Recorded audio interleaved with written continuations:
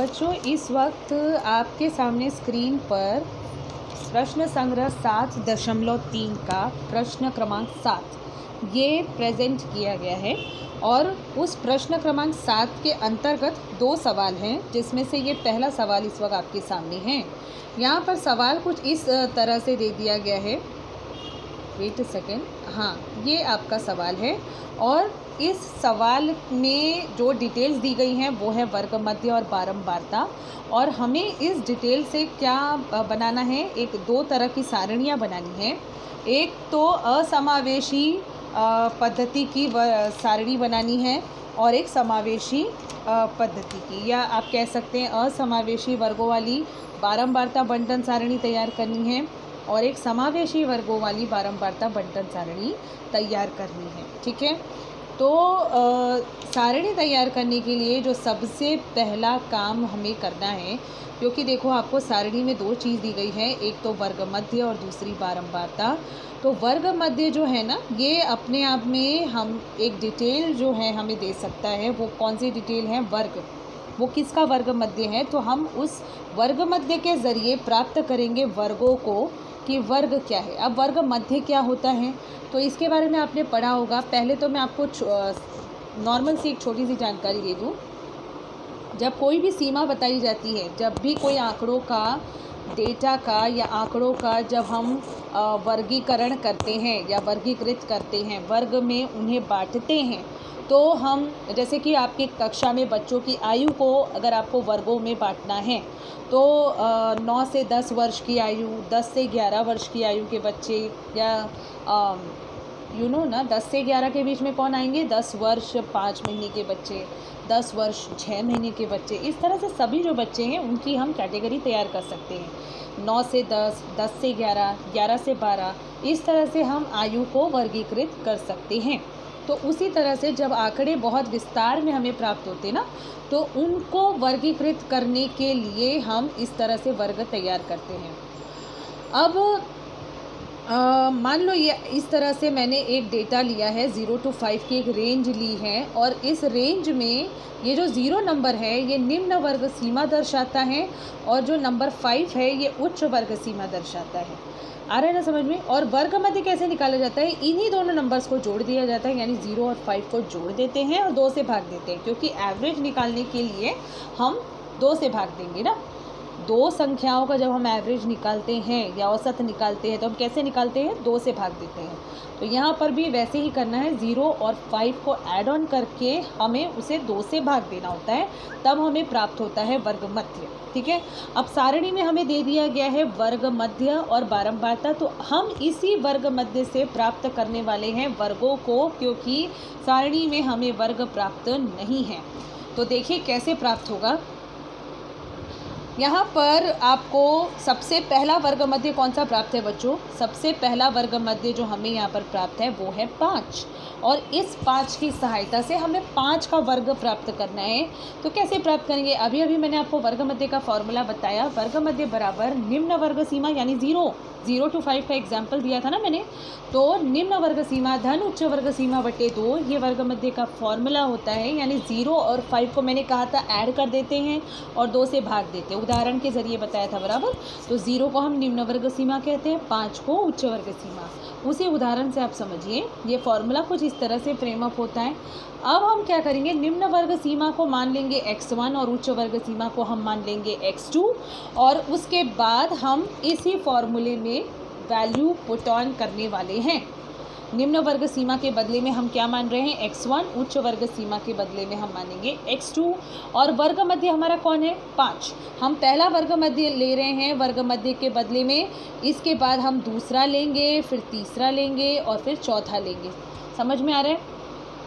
इस वक्त हम पहला वर्ग मध्य यानी 5 के लिए लोअर लिमिट यानी निम्न वर्ग सीमा और उच्च वर्ग सीमा ढूंढने वाले हैं। तो कैसे ढूंढेंगे? पहले तो हमें मानना पड़ेगा, क्योंकि वो अननोन है। निम्न वर्ग सीमा को हम मान रहे हैं x1 और उच्च वर्ग सीमा को हम मान रहे हैं x2। तो लेट्स सी इसको कैसे कैलकुलेट करते हैं। ये देखिए वर्ग मध्य, देखिए पहला वर्ग मध्य हमारा सारणी में क्या दिया गया था? 5 दिया गया था ना। पहला वर्ग मध्य जो सारणी में हमें प्राप्त था वो 5 था। निम्न वर्ग सीमा x1 और उच्च वर्ग सीमा हमने x2 माना है, ये हमने अपने मन से माना है ना, ये प्रश्न में प्राप्त नहीं है, हमने अभी माना। और बटे दो तो फॉर्मूले से ही आ रहा है। और इसके बाद इसको सॉल्व करना है। सॉल्व कैसे करेंगे? 2 जो है यहाँ पर भागे में आपको दिखाई दे रहा है, 2 का गुणा होने वाला है 5 से, और 5 दूनी 10 होने के बाद x1 + x2 = 10 ये हमें प्राप्त होने वाला है। ठीक है, ये एक्चुअली में निम्न वर्ग सीमा और उच्च वर्ग सीमा का योग आपको प्राप्त हो गया है 10। और ऐसे ही अब हमें दूसरा समीकरण भी निकालना है। ऐसा होने से क्या होगा, ये युगपत समीकरण की तरह हल होने वाला है। आपने युगपत समीकरण पहले हल किया हुआ है, वैसे ही ये भी हल होगा। तो जो हम दूसरा समीकरण कैसे प्राप्त करेंगे बच्चों? वर्गांतर क्या होता है? जैसे कि कोई वर्ग है, उसमें उच्च वर्ग सीमा में से निम्न वर्ग सीमा को जब हम घटा देते हैं तो हमें वर्गांतर प्राप्त होता है। लेकिन यहाँ पर ना ही हमें निम्न वर्ग सीमा पता है, ना ही हमें उच्च वर्ग सीमा पता है, लेकिन हमें यहाँ क्रमागत वर्ग मध्य ज़रूर पता है। क्रमागत वर्ग मध्य, जैसे कि फिर से सारणी में देखिए, क्रमागत वर्ग मध्य कौन से हैं? आपको सारणी में जो वर्ग मध्य दिखलाई दे रहे हैं वो है 5 और 15। मैंने आपको बताया है कि क्रमागत वर्ग मध्य 5 और 15 को कहा जाएगा, लेकिन 5 और 25 को क्रमागत वर्ग मध्य नहीं कहा जाएगा। क्रमागत का अर्थ होता है एक के बाद एक आने वाली संख्याएं, उन्हें हम क्रमागत कहेंगे। यानी रेगुलर नंबर्स जो आ रहे हैं ना, लगातार वाले नंबर। 5 और 15 वर्ग मध्य है, 15-25 वर्ग मध्य, 5 और 15 जो है ये क्रमागत हैं, 15 और 25 ये क्रमागत हैं, लेकिन 5 और 25 ये क्रमागत वर्ग मध्य नहीं है। तो ऐसे केसेस में क्या होता है, जब भी क्रमागत वर्ग मध्यों का अंतर लिया जाता है तो वो वर्गांतर के समान होता है, यानी वर्गांतर होता है। यानी जब आप 15 में से 5 को घटाएंगे तो जो आपको मिलेगा वो वर्गांतर प्राप्त होगा। 15 में से 5 घटाने पर, यानी क्रमागत वर्ग मध्यों का अंतर लेने पर आपको वर्गांतर प्राप्त होगा। चाहे आप 15 में से 5 घटाओ, चाहे आप 25 में से 15 घटाओ, आपका वर्गांतर यहाँ फिक्स है 10 एंड ओनली 10। तो यहाँ पर देखिए वर्गांतर 10 आता है। तो जब भी हम आपको पता है वर्गांतर जो है इस तरह से निकाला गया, 15 में से 5 घटाकर। और वर्गांतर का दूसरा फॉर्मूला है उच्च वर्ग सीमा ऋण निम्न वर्ग सीमा भी वर्गांतर होता है।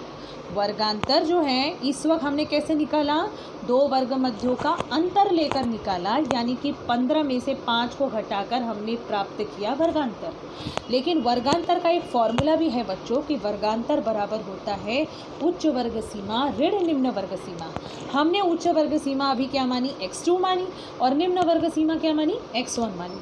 तो उस नाते से जो हमारा एक समीकरण जो यहाँ बनेगा वो बनेगा x2 - x1, यानी उच्च वर्ग सीमा में से निम्न वर्ग सीमा घटाने पर वर्गांतर प्राप्त होता है। वर्गांतर अभी हमने 2 वर्ग मध्यों के अंतर से भी निकाला है 10। तो x2 - x1 will be equal to 10। अब इसमें क्या किया गया है, x1 की प्लेस और x2 की प्लेस को बदल दिया गया है और ये समीकरण प्राप्त किया गया है। ऐसा क्यों किया गया है? क्योंकि अब इस वक्त हमें x1 लेफ्ट में और x2 राइट में चाहिए, क्योंकि समीकरणों को हल करने में हमें इससे मदद मिलेगी, इसीलिए हमने ये शिफ्टिंग की है। देखिए समीकरण 1 और 2, समीकरण 1 ये वाला और समीकरण 2 जो अभी अभी हमने प्राप्त किया, ऋण x1 धन x2 बराबर 10, ये हमारा दूसरा समीकरण है। अब दोनों समीकरणों को लेकर जैसे आप युगपत समीकरण हल करते वैसे ही हल करना है। आपको किसी एक चरांक को समान करना हो रहा था, याद है? युगपत समीकरण हमने किया, एक चरांक को समान करना होता था, उसकी साइन जो होती है वो अपोजिट करनी होती है, यानी प्लस, एक साइन प्लस और दूसरी माइनस। लेकिन यहाँ पर आपको ऐसी कोई मशक्क़त नहीं करनी है, क्योंकि ऑलरेडी समीकरण में x1 सेम टू सेम दिख रहे हैं।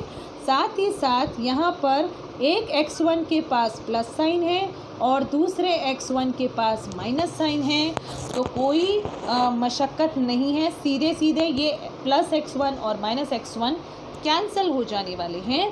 और x2 और x2 जुड़कर 2x2 बन जाएंगे।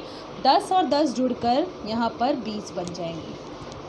एंड देन x2 के साथ 2 जो गुणे में है, पक्षांतरण होने पर 20/2 हो जाना है और फिर 2 दहा में 20 कटकर x2 का मान आएगा 10।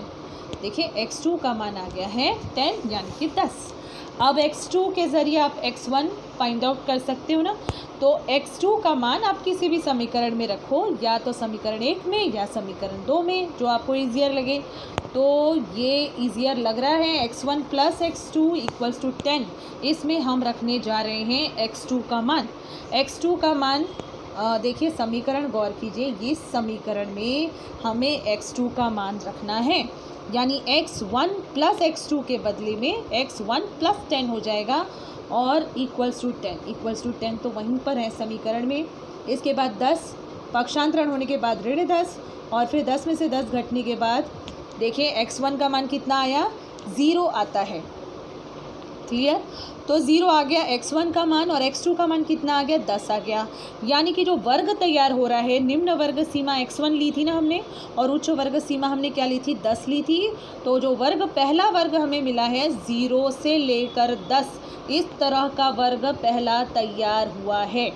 आ रहा है समझ में? और इसी का वर्ग मध्य हमें सारणी में क्या मिला हुआ है, 5। हमने इस 5 के ज़रिए वर्ग को देखिए अब जाके प्राप्त किया और वो वर्ग क्या है, 0 से लेकर 10, ये पहला वर्ग बना। जिस तरह से हमने 5 के ज़रिए उसका वर्ग ढूंढा 0 से लेकर 10, उसी तरह से हम 15 से हम वर्ग फाइंड आउट कर सकते हैं 10 से 20, और 25 से जब उसका वर्ग निकालेंगे तो हमें मिलेगा 20 से 30, और 35 से निकालेंगे तो मिलेगा 30 से 40। तो आपको सब बार बार ये करके बताने की ज़रूरत नहीं है, ये अपने आप अंडरस्टैंड होता है कि यदि 5 का वर्ग 0 से लेकर 10 है तो अगला जो वर्ग होगा, यानी जिसका वर्ग मध्य 15 है, उसका वर्ग कौन बनेगा, 10 से 20 होगा। फिर 25 के लिए वर्ग कौन बना, 20 से 30, और 35 के लिए वर्ग क्या बनेगा, 30 से 40। ठीक है, तो इस तरह से हमें सभी वर्ग प्राप्त हो गए। अब हम क्या करेंगे, असमावेशी वर्ग वाली सारणी तैयार करेंगे। असमावेशी वर्ग वाली सारणी में आपको इतना ध्यान रखना है कि जो वर्ग पहला वर्ग होता है उसकी जो उच्च वर्ग सीमा होती है, पहले वर्ग की उच्च वर्ग सीमा और दूसरे वर्ग की निम्न वर्ग सीमा समान होती है। इसे ऐसी सारणी को हम असमावेशी वर्ग वाली सारणी मानेंगे। ठीक है, और ऐसे केसेस में असमावेशी वर्ग वाली सारणी में क्या होता है, 10 या 10 से ऊपर का आंकड़ा कहाँ रखा जाता है, 10 से 20 में रखा जाता है। अगर मान लीजिए कोई आंकड़ा 10 मिलता है तो वो 0 to 10 में नहीं यूज़ करते हैं, वो आंकड़ा 10 से 20 में रखते हैं। खैर, असमावेशी और समावेशी पर अगर आपको कॉन्सेप्ट समझना है तो मैं आपको विस्तार में समझा दूंगी। फ़िलहाल आप इतना समझिए कि असमावेशी वर्ग वाली सारणी में जो पहला वर्ग होता है उसकी हायर लिमिट यानी उच्च वर्ग सीमा और दूसरे वर्ग की निम्न वर्ग सीमा समान होती है। ठीक है, तो हमने जो वर्ग प्राप्त किए ना बच्चों, देखिए यहाँ पर लिखे गए हैं 0 से लेकर 10, 10 से लेकर 20, 20 से 30, 30 से 40, और वर्ग मध्य हमें प्रश्नानुसार पहले से प्राप्त हैं 5, 15, 25, 35। देन बारंबारता भी हमें पहले से प्राप्त है प्रश्न में ही, तो वही चीज़ यहाँ पर उतारी गई है और इस तरह से हमारी असमावेशी वर्ग वाली सारणी तैयार हो जाएगी। इसके बाद अब हमें समावेशी वर्ग वाली बंटन सारणी तैयार करनी है।